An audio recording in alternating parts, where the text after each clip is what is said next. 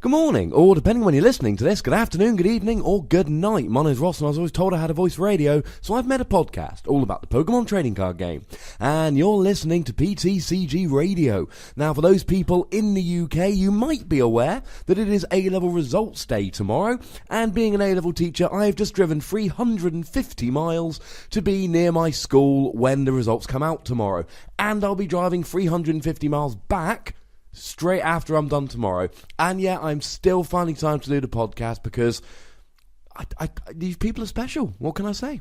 I think that much of you.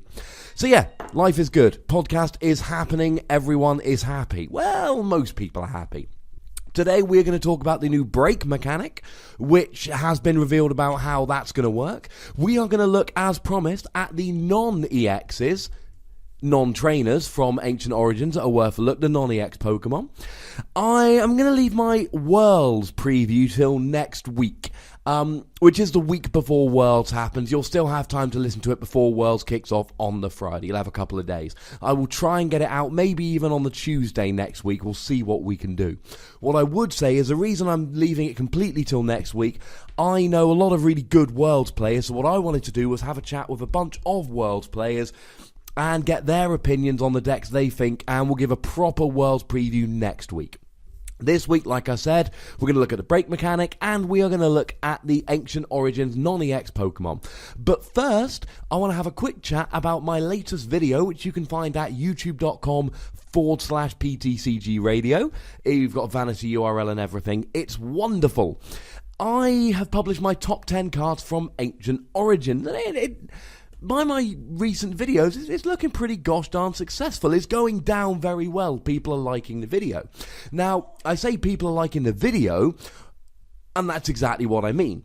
People are liking the video. However, it is the top 10 cards of Ancient Origins, and as with any top 10, there is, shall we say, controversy and disagreement, which, just so we're clear, I am a huge fan of. So there's 3 things I wanted to talk about in response to that video just before we get going. Number 1, I did make one mistake in that video. Well, I made at least one mistake. And it's not an opinion, it's a genuine mistake. I said that Giratina could use Mega Turbo to accelerate energy. Of course it can. That's ludicrous. Only Mega EXs can use Mega Turbo, and Giratina is a regular EX. Reason why it happened is I got carried away. He can use double colorless energy, and he can use double dragon energy, and he can use the Reshiram from Ancient Origins that has an ability that allows you to attach an extra fire energy. And with so many ways to help him get the energy, I just started chucking Mega Turbo out there when it can't use Mega Turbo. I am, of course, aware of this. It's a silly mistake I made. Thank you to all the people that pointed it out, including, I think it's Jonathan Daniels pointed it out on one of the Facebook posts I pointed out. Someone else pointed out on the other Facebook post in not such a respectful manner, shall we say. Let's just leave it at that. And there were a couple of people that pointed it out on YouTube. Natural History X was the first one that pointed it out. And there was another person that pointed it out, but they pointed it out after I had corrected myself in the comments, so that person, I'm afraid, doesn't get a shout out, but maybe next time. So Giratina, that was a mistake.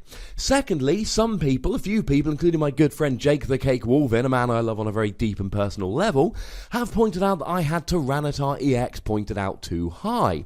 Now, I'm not going to give away, I want you to go and watch this top 10 cards of Ancient Origins video. I'm not going to give away where it came up. What I will say is I disagree with a lot of people on Tyranitar EX, and I completely understand why. I asked people for their personal top 10s, and I'm really happy to see that an awful lot, several people have given me their personal top 10s. They've given a full top 10.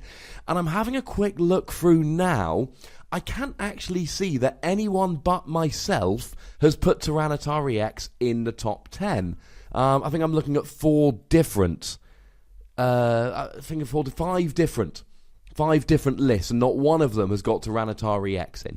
Now, the reason I like Tyranitar EX is, he's a dark Pokemon. So that means he's got the regular Eviltal from X and Y, which is a good attacker for the first couple turns. In Expanded, you've got Darkrai, you've got Dark Patch to accelerate energy, and you have got Eviltal EX from X and Y, who has long been a very good attacker. Not to mention the fact that Yveltal and Giratina have different weaknesses which really help, and resistances that really help in that regard. Tyranitar, I believe, resists Psychic and is weak to fighting, whereas Yveltal resists fighting and is weak to lightning. That is pretty gosh darn useful, let's put it that way.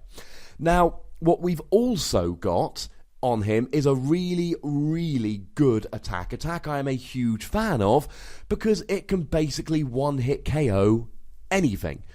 Now, you do need to find a way to damage them, and that's a little bit of a pain in the neck, but you can use things like Forretress, which puts 1 damage counter on everything when it evolves, or indeed Crobat and Golbat with their biting abilities.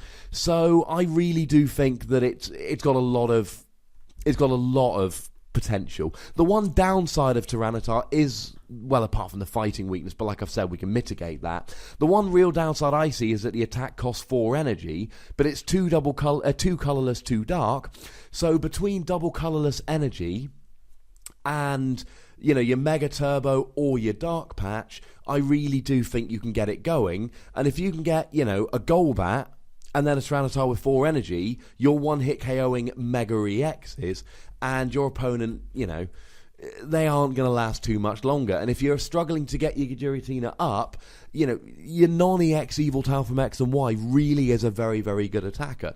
And I'm happy to be wrong about all of this stuff. Let me be clear about that. If I'm wrong, it just means that the game is evolving and people are doing things I didn't see coming. And the reason I've done this podcast for over 3 years now is because this game absolutely fascinates me, and I love thinking about it and talking about it on a weekly basis. I'm not going to lie, I also like the tweets and emails, at the Wassy on Twitter, PTCGRadio at hotmail.co.uk. So, you know, if I'm wrong about Tyranitar and he turns out to be garbage, well, that's brilliant, because that will tell me new fun things about the game. So I'm absolutely fine being wrong about it. I should point out at this stage a huge thank you to Derek Wheatley, my good friend from Chimera Nottingham, with whom I play Pokemon on a fairly regular basis. Not as regular as I should be recently. I need to get down to League more often. He did put up an almost complete set of Ancient Origins images on his blog, Derek Wheatley, DerekWheatley.wordpress.com. And I did steal the last few images from there to put on my Ancient Origins video. So cheers, Derek. You are a lovely man. And the last thing I wanted to talk about regarding this video was a lovely email I had from a chap whose name I'm just about to grab. It came from Zach Ortega, and he basically said he thinks I've missed the boat on Sceptile EX. Somebody else pointed out that it's Sceptile EX, or, you know, the C is silent. I'm sorry if I'm pronouncing them wrong. He basically said that he thinks I'm missing a few things. He says that Sceptile can be used in Aromatisse decks, and then taking down Primal Groudon, Kyogre, Seismitoad, Wailord. And let's remember that all of those are grass weak, and it wouldn't have to rely on bad EXs like Trevenant EX and Venusaur. And he's pointed out, of course, that in these decks you can attach to Malamar, and when you attach to Malamar, it puts your opponent's active asleep, and then you can move the energy using Aromatisse to the Mega Sceptile. It's something that I've talked about in the past. So yeah, something which I have mentioned on a couple of occasions. I still disagree for all the reasons I said on last week's podcast and in the video. I think the 100 damage is underpowered, and I think it's going to be vulnerable to things like the Stage 1 Vespiquen playing a Flareon. I just think that I would rather have a Tyranitar hitting for 230 than I would a Sceptile hitting for 100. But Sceptile can accelerate energy and can heal, which will really slow down the Tyranitar deck. So again, it's another Pokemon, and I have said this, I could be very wrong about Sceptile. I'm not convinced. If it starts winning tournaments, I will happily apologise for that. But thank you to Zach for the email. So let's have a look. One tiny little piece of news, I should say. Worlds has got a pirate theme this year, which is pretty gosh darn cool. So, what we are seeing with these break Pokemon is they've got a new mechanic, shall we say. And it's kind of like Level X's from back in the day. Now, for anyone that wasn't playing back in the day, a level X was basically an extra evolution. So you would, for instance, have your Uxie, and then you would level it up, which worked like evolving. You had to have had it down for a turn. You could only level X when it was in the active position, and then you could basically have 2 cards. Uxie level X had all the attacks and blah blah blah of Uxie, as well as having the extra attacks and abilities of Uxie level X. And that's what's happening like the break cards. Now, as we see at the moment, it doesn't appear, although again we will need official clarification on this, it doesn't appear that they need to be active in order to break evolve them. I'm going to use the phrase break evolve for the time being, because the cards do say break evolution, so I think break evolve is the right terminology. They don't need to be active as far as we know, but other than that, it's fairly similar to the old ones, to the level X's. It has more HP, it has an extra attack / ability / whatever, but it still retains everything else from the old card. So let's take a look at Zoroark Break, which is the front runner, I think, for really cool break cards. He has 140 HP, rather than the 100, I believe, that the regular Zoroark has, and it's got 1 attack. Now, the break evolution rule reads, this Pokemon has the attacks, abilities, weakness, resistance, and retreat cost of the Zoroark it break evolved from. And it's got 1 attack. It's got Foul Play from the original black and white Zoroark, which was reprinted a couple of times in various ways. I think it had 2 different promo cards, if I remember correctly. But either way, it was reprinted. And it had Foul Play for 1 Dark Energy. That's phenomenal! Now, the Zoroark from black and white had Foul Play, and it had it for 2 colourless energy, a double colourless. Zoroark has it for 1 Dark Energy. Now, Foul Play allows you to copy any Pokemon's... it seems to be only the active Pokemon's attack. Yes, I'm getting myself confused. But yes, it allows you to copy the active Pokemon's attack. Now, that's really, really good. Because, I mean, the first big controversy here was when it went up against the Blue Flare Reshiram. Now, the Reshiram's attack did 120 damage and made you discard 2 fire energy. But Zoroark can do the attack for just 1 double colourless energy. How do we get around this? Well, the answer was we got around it because the way it works is you do the attack, then you have to discard the energy. Oh, there's no dark energy, there's no fire energy on you. Don't worry about discarding it.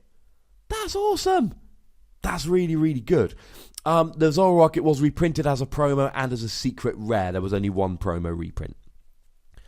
Doing it for 1 Dark Energy, that's crazy. You know, it was a really good... I used it in my Flareon deck, for which I got 5th at the ECC, and I need to stop talking about that, but it comes up. I used it in that deck because it was essentially a really good Black Kyurem EX counter. It did 200 damage to Black Kyurem EX, and you only had to discard a double colourless energy. It was crazy good. Because Black Kyurem EX said discard energy, you could discard energy. But the Reshiram had to be fire energy, so you would only discard it if it was attached. It's just a really, really good Pokemon. It can do Tyranitar's attack for a single dark energy. It can do Mega Skeptar's attack for a single dark energy. You see where I'm going with this? It's a really phenomenally useful and... versatile attack. Now, the one thing about this attack which needs to be mentioned, if you're copying a Pokemon's attack that isn't very good, your opponent can control the Zoroark in that you can only copy your active opponent's attack, and that was the way it was back in the day. I got confused for a second. If your opponent puts forward an attack which isn't worth copying, then unfortunately, hey-ho, nothing you can do about that. But doing it for 1 Dark Energy is really quite good. Now, there is another break Pokemon which has been revealed, which is far less interesting, I'm going to be honest. It's a Chestnut that has 190 HP. But let's have a look at... So there's a Chestnut which has 160 HP, and the attacks really are garbage. 60 for a Grass double colourless, which raises to 120 if they've got any damage on them. And 100 for 2 Grass and a double colourless. During your next turn... attacks do 20 less to Chestnut. Both those attacks are garbage. Chestnut Break, he goes up to 190 HP, so you gain 30 HP. That's pretty good. This Pokemon has the attacks, abilities, weakness, resistance, and retreat cost of Chestnut. Well, that makes sense. We knew this. But he's got the attack Tough Hammer. 160 damage, does up 30 damage to Chestnut, and 30 damage to all of your opponent's bench Pokemon. 160 to the active, 30 to all the bench is pretty gosh darn useful, but 2 grass and a double colourless with nothing like Mega Turbo to use, potentially overpriced. And assuming this follows the regular evolution rules, actually he's a Chestnut, so you can, of course, use Broken Vine Space here, but you've still got to go basic, Stage 1, Stage 2, Break. And that's the thing which I think is going to hold back these Break Pokemon for the time being. The fact that not only have you got to evolve up to, a Stage 1 Zoroark, a Stage 2 Chestnut, you've then got to evolve again, and that, I think, could potentially hold these Pokemon back. I love the Zoroark, I'm not a fan of the Chestnut, but hey-ho, we can't have it all. Now, we have had a couple other Break Pokemon been partially revealed. There's a Raichu Break and a Noivern Break, and you know this because I told you that we were getting those decks in a previous podcast. I told you they'd been announced. Raichu, we don't really have enough of... We can't see it well enough, so I'm going to leave it for now. What is really exciting is the Zoroark coming out in that set. It's the next set coming out in Japan. It is a wonderful card. It's a Stage 1, it's got 100 HP, but remember, you can raise that to 140 by Break Evolving it. It's got a really good ability and a really good attack. The ability, it's Russian. It's called Impersonate. It's Russian. You get to basically just put him active. It's Keldeo, ladies and gentlemen. Now it's a Stage 1, but it's Keldeo. That's awesome. What it's also got is the attack Mind Jack. 10 damage plus 30 more for each Pokemon on your opponent's bench. Now, just like the Break Zoroark, this is potentially dodgy in that your opponent is in control. But I believe I made this point last week about, okay, maybe my opponent isn't going to bench every Pokemon they can. But if my opponent is deliberately not benching Pokemon that they would otherwise want to bench to try and slow me down and limit my damage output, well, okay, they're limiting my damage output, but they're also not benching Pokemon that they want to bench. And that really helps me. If they've got a full bench, that's 160 damage for a double colourless, assuming the translation is correct, and I use Pokebeach because they've been very useful in the past in terms of having correct translations. But if they've got a Skyfield down, you could be doing 250 damage, assuming they've got a full bench of 8 Pokemon. Now, why anyone would have a full bench of 8 Pokemon, I don't know when they're facing a Zoroark, because you'd think they're trying to limit it. Let's not forget, ladies and gentlemen, that we've got Wally in the format at the moment, and that means you can go Zoroark, Wally into a Zoroark, attach a DCE. You can do this attack out of nowhere. And that really intrigues me. Remember that now that we've got VS Seeker in the format, it is absolutely a viable strategy to play a one-off of a particular supporter, discard it with either a Professor Sycamore, and I'm going to have to get used to saying that because Juniper is rotating, or maybe an Ultra Ball, or something like a Battle Compressor, in order to get it in a discard pile, and then just use it whenever with a VS Seeker later on. So you could potentially run one Wally and a 2-2 or 1-1 line of Zoroark, and maybe just one of the Break Evolution. Now, I don't even know if you need the Break Evolution. I like the Break Evolution. He gets more HP and he gets that really nice attack. But honestly, I'm far more excited about this Zoroark than I am by either of the Break Pokemon we've seen so far. It should also be mentioned, something I forgot to say, the Break Evolution cards are actually horizontal cards, and they're designed so you put them horizontally over the top half of the card, the picture, so you can still read the ability and the attack underneath it, so you can kind of see all the pertinent information. It makes your card slightly wider. Let's hope nobody tries to Break Evolve 8 Pokemon on the bench, because there is not a playmat in the world that is wide enough for 8 cards all put horizontally. I suppose I should share a tiny bit of extra news with you. There's a Mega Mewtwo box coming on November the 18th. It's going to have one of 2 Holo Mewtwo promos, one of 2 Jumbo Mega Mewtwo EX cards, 3 booster packs, and a code card. What is annoying is that it's kind of like the Caldeo EX box back in the day. It's giving, I think it was a Caldeo EX box. They've done a few of these. You get the Jumbo version of the Mega Evolution or the EX that you want, but you don't get a playable version. I've always been annoyed by those. Maybe it's just me. The other good news is that there is going to be a Legendary Collection box released also on November the 18th. Each box is going to have Pikachu EX or Hooper EX, a pin of one of the Pokemon. Now, we can assume these are the EXs from the Japan's Legendary Holo Collection, not the good Hooper EX from this set, the bad Hooper EX from that set, and indeed the half-decent Pikachu EX that we talked about recently, and I said was potentially quite good. And you're also going to get, we are also going to get a pin. Now, I don't know what the pin is actually of, presumably Pikachu or Hooper, and you're going to get 5 legendary Pokemon as full art cards, 5 booster packs, and 1 PTCGO card.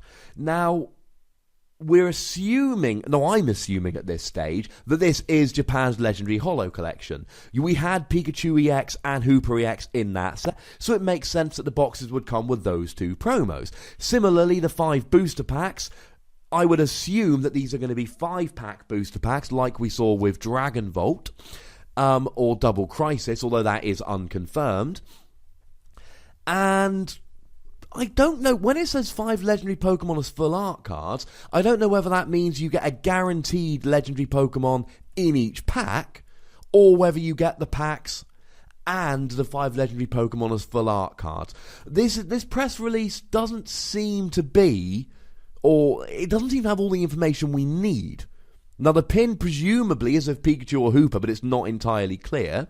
The booster packs, I can't imagine they would be more than 5 card packs. And the 5 legendary Pokemon as full art, are you getting 1 per pack or are they coming separately? I don't know, but I suppose we do have confirmation, and I refuse to believe this could be anything else, that the Legendary Holo Collection that I mentioned previously is coming out, and it is coming out as a separate set, although it's not being released as blisters like we saw from Dragon Volt and Double Crisis. We're seeing a slightly different way it's being put out there. And I suppose I should remind you at this stage that when I reviewed that set on the podcast, what I said was, it's a very pretty set with wonderful artwork, but essentially all the cards are garbage for competitive play. So, given that we've got our World Preview show next week, I suppose we had better go ahead and talk about every other card from Ancient Origins. I'm going to try and be as quick as I can, and some of these, I've talked about all of these before. I had a prior podcast about Bandit Ring, so I would heartily recommend that you go back and check out my podcast on Bandit Ring. It was week 150, so I would heartily recommend that you go ahead and check that podcast out. That would be my personal recommendation. So go check that bad boy out. So, let's see what we've got in this set. Firstly, Vileplume. It's basically a reprint of the Vileplume from Undaunted. It did make my top 10 video, so feel free to go check that out as well, youtube.com/PTCGRadio. It blocks trainers on both sides of the field. It combos with Giratina EX to make sure your opponent can only play supporters and basic energy. It slows the game down. It means that you can build a deck without many trainers, and your opponent's deck that does use trainers is going to be vastly underpowered as a result. It's going to change the format, not to mention that in Expanded we've got cards like Vanillux and Excelgor that have automatic paralysis, and automatic paralysis plus blocked trainers basically means your opponent is completely and utterly screwed. So yeah, there we go. Staying with grass, we've got Ariados. Now, this is a Pokemon that allows you to essentially poison both active Pokemon whenever you darn well feel like it. Now, this could be useful with EXs like, for instance, Machamp EX, where you would poison both Pokemon, and then Machamp would attack and cure itself of said poison. Or it's really useful in any grass deck because, of course, it doesn't work against grass Pokemon. Any grass deck, a 1-1 Ariados line is going to be needed. Machamp decks will benefit from Ariados. No, I'm not a huge Machamp fan. Now, as a Pokemon, I am a huge Machamp fan, but I'm not a huge fan of Machamp, the EX card from this particular set. But Ariados is really good for grass Pokemon. Don't forget, of course, that all of these grass Pokemon can use Broken Vine Space to evolve whenever the heck they feel like it. Vespiquen, the non-ancient trait, is probably my favourite card in the set, except maybe Mega Tyranitar EX. But no, Vespiquen is my personal favourite card in the set. I'm willing to state that. One interesting attack, one fantastic attack. The first interesting attack is Intelligence Gathering. 1 energy, 10 damage, draw until you've got 6 cards in your hand. It's good if you're drawing dead early game. Second attack, it's Flareon from Plasma Freeze. Double colourless energy, i.e. you don't have to play this in a grass deck, you can tech it and use any basic energy that you like.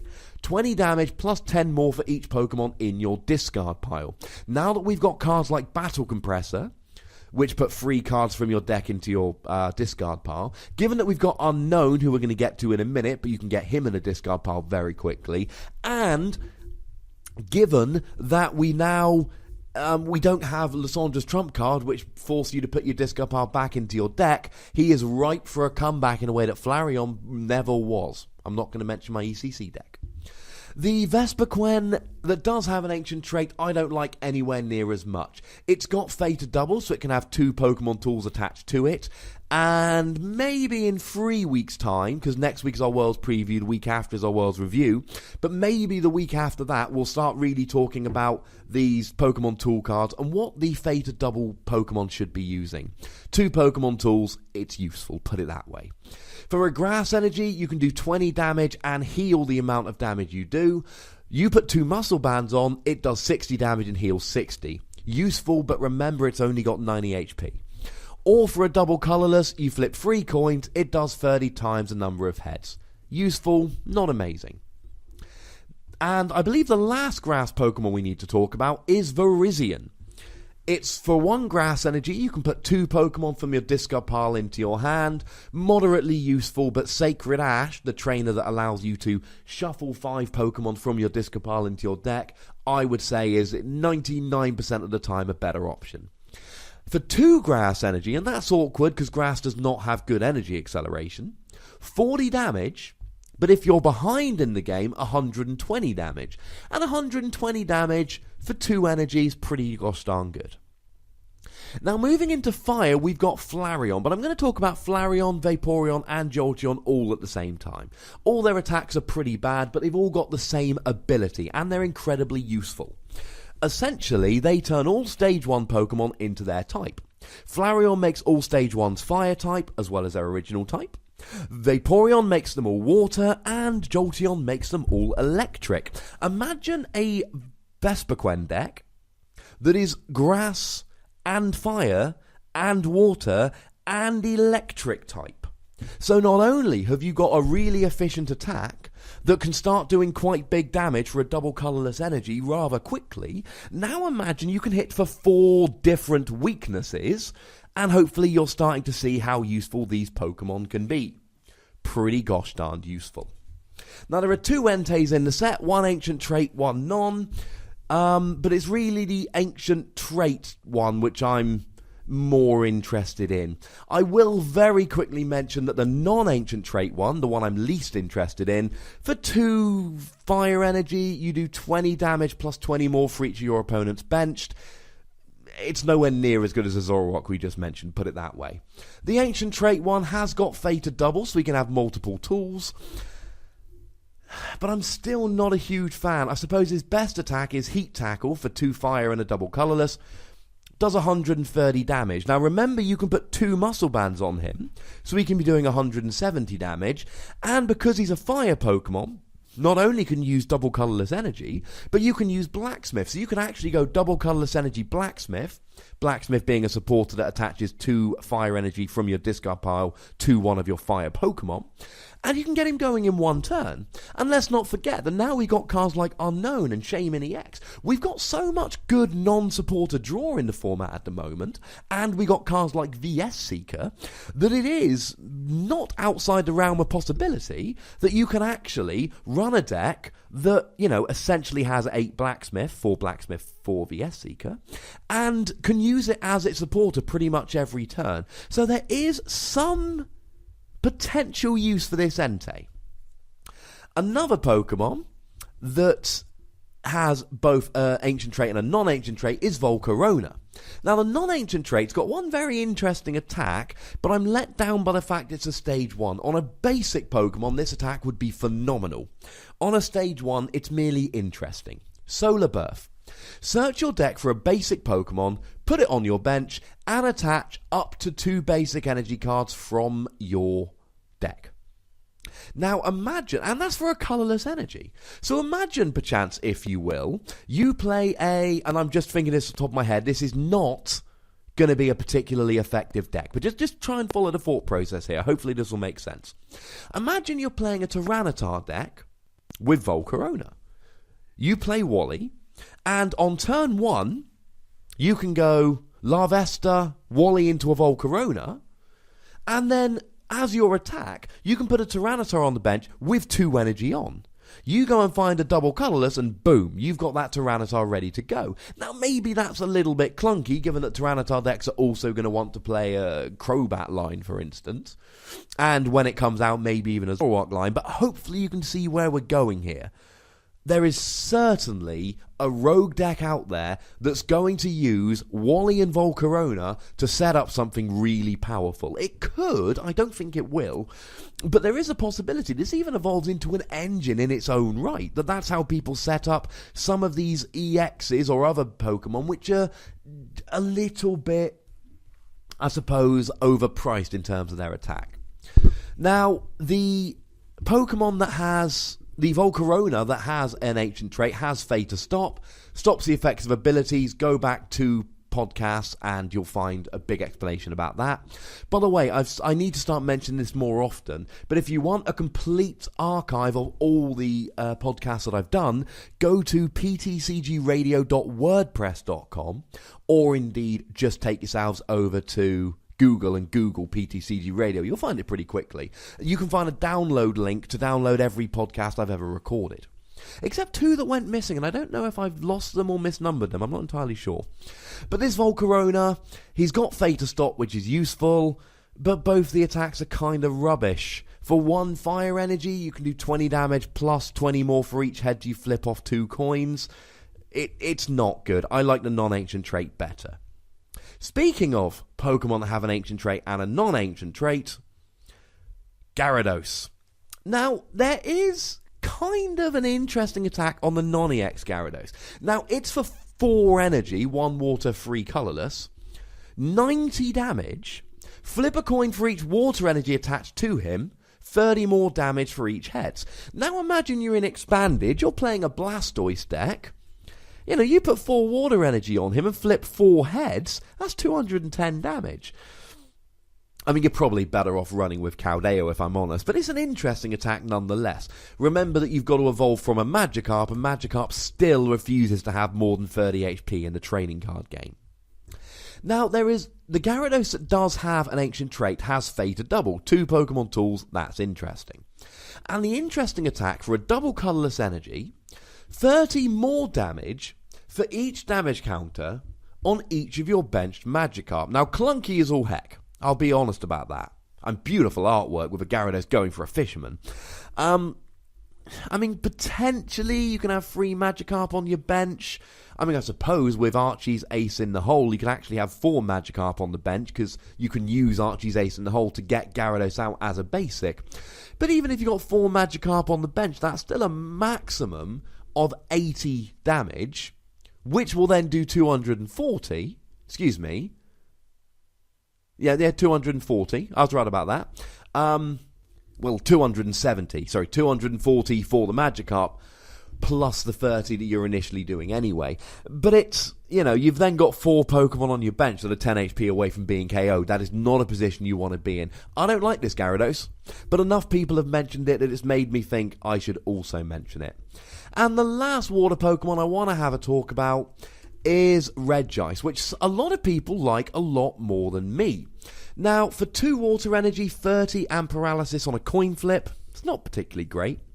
But for 3 energy, a water and a double colourless, so there's only 2 energy attachments, 70 damage, and prevent all effects of attacks, including damage done by Pokemon EX the next turn. Now remember that if you Lysandra something off the bench, etc., then you've got a different active Pokemon. So that Regice, even if it got back into the active that same turn, would count as a different Pokemon. 70 damage and stops opponents' active EXs. Well, stops opponents' EXs. It's not amazing by any stretch of the imagination. Let me be very clear about that. But I kind of like it. It's got potential. The only electric Pokemon other than Jolteon in the set that is a non-EX is Rotom. For a double colourless energy, you flip 3 coins. For each heads, you can make an opponent shuffle a random card from their hand back into their deck. I don't think this is particularly good, but I think it's interesting enough to get just a little mention. Nothing more than a little mention. So moving into Psychic, we have, definitely one of my top 3 cards in the set. Tyranitar EX, Vespiquen, and Unknown. And Unknown is basically a reprint of the old Unknown R card.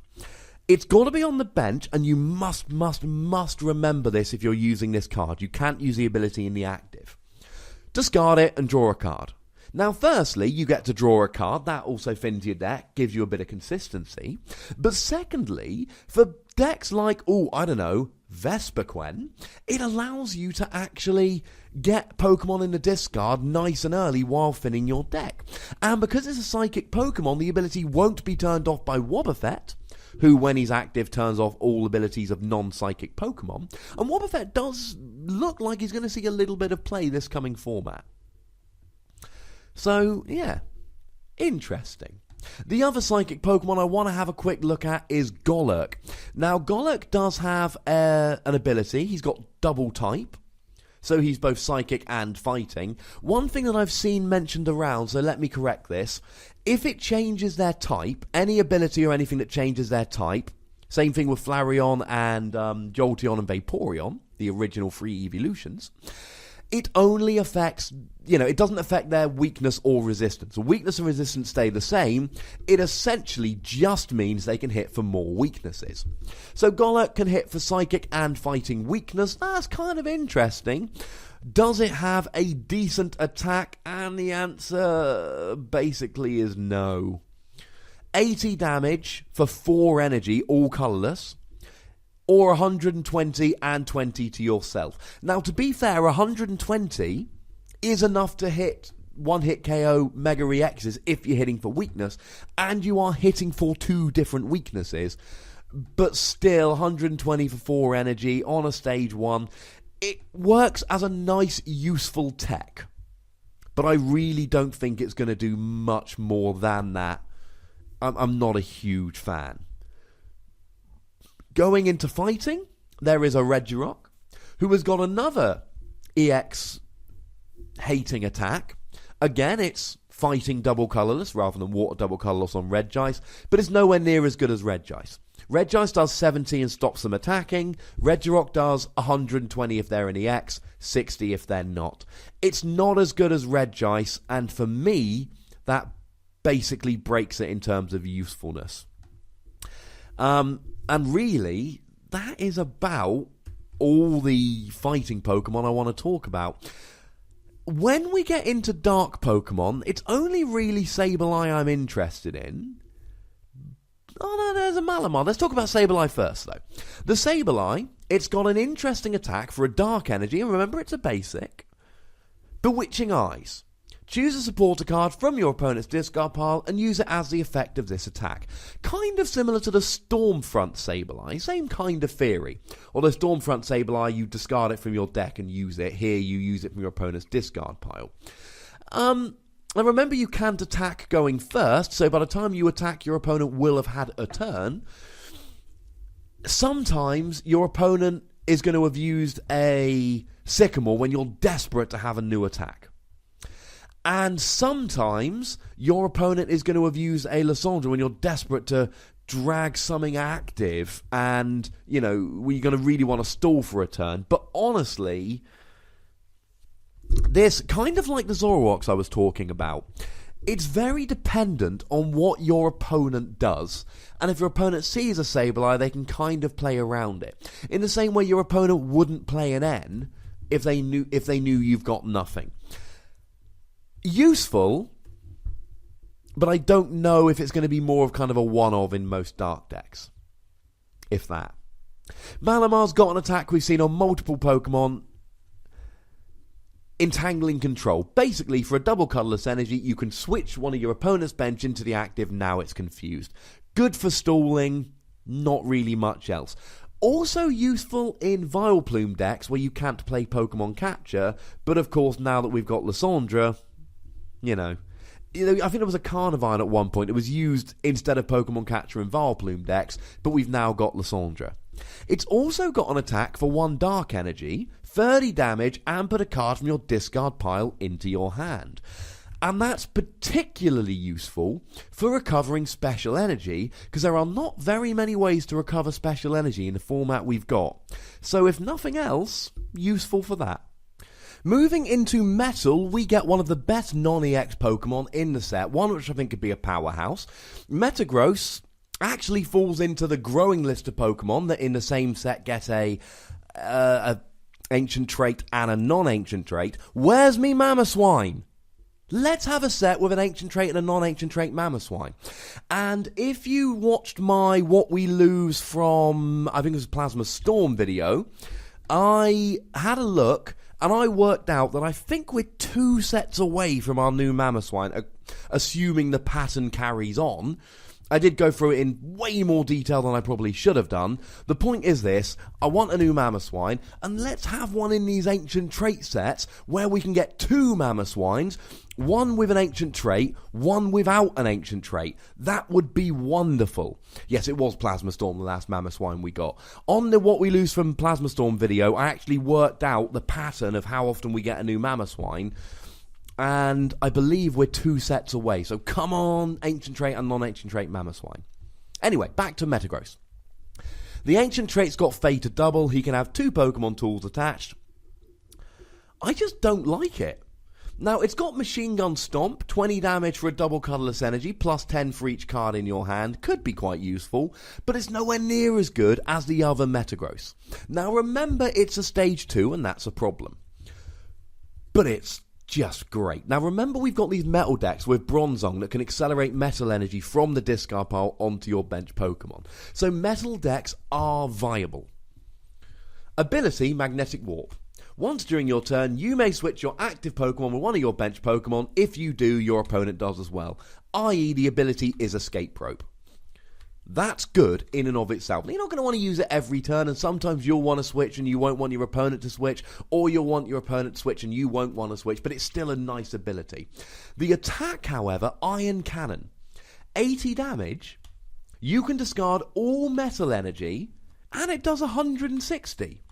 160 for 4 energy, bearing in mind you can use double colourless and you can put it in a Bronzong deck. And if you haven't figured it out, and I suppose I've mentioned this a lot this video without mentioning it explicitly, it doesn't really matter if you've got a large attack cost, if you've got a way of getting the energy on there. And that's the key to Metagross. Between double colourless energy and Bronzong, you can get the energy onto Metagross. I really like the non-EX Metagross. I think people are going to take advantage of it. And Registeel, again, now he's got Iron Head for a metal colourless, flip until you get a Tails, 30 times the number of heads, not great, but potentially in a jam. For a metal double colourless, 70 damage, if they're a Pokemon EX, discard an energy. as a one-off in Bronzong decks to screw over and frustrate EX-based decks, why not? In Fairy, there's only one Pokemon I want to talk about, and it's one I've talked about a fair bit, so I'm not going to go into too much detail. It's Gardevoir, and I'm not a huge fan. The ability allows you to heal 20 damage from each of your Pokemon once during your turn. It stacks, according to the wording we've got, and the way I'll now looking at English translations. But do you really want to be using all that, firstly, bench space, but also deck space, running a Stage 2 just to heal your Pokemon? I'm going to say no. How about Freshwater Set? That's better. For free energy, you can do 50 damage to one of your opponent's Pokemon, which is just overpriced. Worth mentioning, but not particularly good. And as a Whimsicott, it's a 70 HP Stage 1. If it was a basic, I'd like its attack. 1 Fairy Energy, move all damage counters from one of your bench Pokemon to your opponent's active Pokemon. If that was a basic, you could run this really cool deck where you could basically just go ahead and, have a Pokemon half dead and then kill the opponent's active while essentially completely healing yours. But it's just not good enough. It's a Stage 1. There's a Goomy, which is a 40 HP basic, which I wouldn't normally mention, but it's got a fun little ability. When you attach a water energy to Goomy, you get to search and put another Goomy on your bench. The downside is Goomy evolves into Goodra, and the best attack is a double colourless energy on a Stage 2, 20 damage to one of your opponent's Pokemon for each of its retreat costs. 4 retreat cost, 80 damage. It's not good enough. And finishing off with colourless Pokemon, I wish I could finish on some amazing Pokemon. There's a Stage 1 Persian that does 30 damage and heads a paralysis on a coin flip for 1 energy. And there's a Porygon Z. There's a non-ancient trait. Okay, let's go for this. There's a non-ancient trait for 1 colourless energy. Now, it's a Stage 2. Discard all special energy attached to each of your opponent's Pokemon. That's kind of cool. That is kind of cool. Against a deck which revolves entirely around special energy, that can cripple them. The ancient trait Porygon Z has got Fate to Stop. As I said, go back a couple of weeks, I go into that in great detail. But it's kind of weird. For a double colourless energy, you do 50 in Confusion. For 1 colourless energy, devolve as many of your bench Pokemon as many times as you like. Put each evolution card removed this way into your hand. It's just not a good attack. I mean, for instance, so it seems like you can just keep devolving. So if you had, say, 2 Crobats on your bench, you could pick up both the Crobats, then both the Golbats, and start kind of hammering damage next turn. But you wouldn't want to waste an attack doing that. I get the feeling that Porygon has got a deck out there somewhere which can really take advantage of this. I just don't know what it is or when we're going to see it. And that, ladies and gentlemen, is all the non-EX Pokemon from Ancient Origins that you should have some knowledge about, that you should know about. As always, you can find me on Twitter @TheWassy, or you can email me at ptcgradio@hotmail.co.uk. If you disagree with anything I've said, if you think I've missed something, or if you just want to say hello, please do get in touch. I enjoy getting your emails. I'm going to try and make a conscious effort to give a few more shout-outs on the podcast, because I often get emails off some people and I give them shout-outs, appreciating the fact that I've done so. And I do get a fair few tweets and emails, so I should start sharing a few more of them. But as you've seen the last couple of weeks, I'm doing better at that. So we've talked about the break evolution mechanic, and we've talked about a couple of the cards from last week in a bit more detail. I've clarified some of my thoughts, and then we've gone through all the non-EX Pokemon from Ancient Origins you need to know about. And I think for 1 week that's pretty gosh darn good, especially given that I spent 7 hours driving today. Good luck and safe journey to anyone travelling to Worlds before next Wednesday. Do look after yourselves, do travel safely, and of course, any PTCG Radio listeners going to Worlds, I'm looking at people like Alex Hill and Jake Wolvin, do let me know how you got on. I would love to hear. Although, Jake, if you don't talk to me about it personally, I'm going to be upset, especially given how many shout-outs I've given you this week. Come on, boy. Bit of love. So, yeah, let's go with that. And next week, we are going to have a huge amount of information about Worlds. I am going to poll all kinds of my friends about the fact that, what they think is going to be good for Worlds and what they think isn't. And just as I'm wrapping it up, I have a quick look at pokebeach.com just to make sure I haven't missed anything. Now, I did my notes yesterday in advance of my long drive this morning, and it turns out there's been some card reveals in the intervening period. I'm not going to talk about most of these. I am going to mention a couple of things very, very quickly. There is a new Skylar coming out, and it has a promo designation in Japan, which means Skylar is going to become legal again over here, as we kind of knew already. I've just tweeted out the artwork on Twitter at the Wassy. I'll leave you to make your own opinions about the Skylar artwork. I don't think anything more needs to be said. Now, they revealed a new trainer reserve ticket. Flip a coin. If heads, search your deck for any card and put the chosen card on top. It's computer search on a coin flip without discarding cards. If you're feeling lucky, holy cow, is this a good card? Now you have to put the chosen card on top, but just play something like Acro, Bike, or Unknown and you can draw it. That is going to lead to crazy consistency. However, I need to mention here, we've had formats like when we first rotated to Heart Gold, Soul Silver on, where the game becomes a little bit more about who can flip the most heads, and it's not a good format. Now, back then, it was Pokemon Catcher. What was it called? I'm going to remember the name in a minute. Reversal, something. We'll get there in a second. But essentially, it was Pokemon Catcher. It had the coin flip and everything. It's just called Pokemon Reversal. There we go. And the games really just came down to, hey, who can hit the most heads? And it was kind of boring. That could be a similar thing here. It is a really, really good card. Neuven Break does 70 damage for a Psychic, Dark and Colourless. 150 if you've got the same number of cards in your hand as they do. Meh. And the regular Neuven, for a Colourless Energy, it's Copycat, if anyone remembers that. Shuffle your hand into your deck, draw cards equal to the amount of cards your opponent has got. Now, there's also Friendly Rescue. Both players choose one Pokemon in the discard pile and put it into their hand. Your opponent picks first.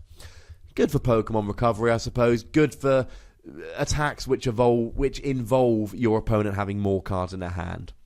Raichu Break for a Lightning Double Colourless does 170 damage, discard all energy. Useful in Expanded if you are playing it with Electric. Not great outside of that. The regular Raichu for a Lightning Colourless does 50 damage to each Pokemon EX.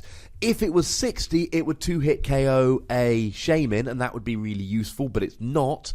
It's just not as good as the XY Raichu, so, there we go. And there's another card, one more which I want to talk about, which is immensely interesting, Parallel City. And this is a whole brand new type of card. It is a stadium which has two different effects. So every stadium we've got in the format at the moment, one of the things about stadiums is it does the same thing to both players. So it can be both a positive and a negative.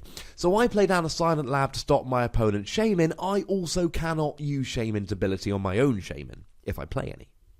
This new stadium is called Parallel City, and it actually has two effects. And the information we have at the moment basically says that you can choose which side to put it down. One player can only have 3 bench Pokemon.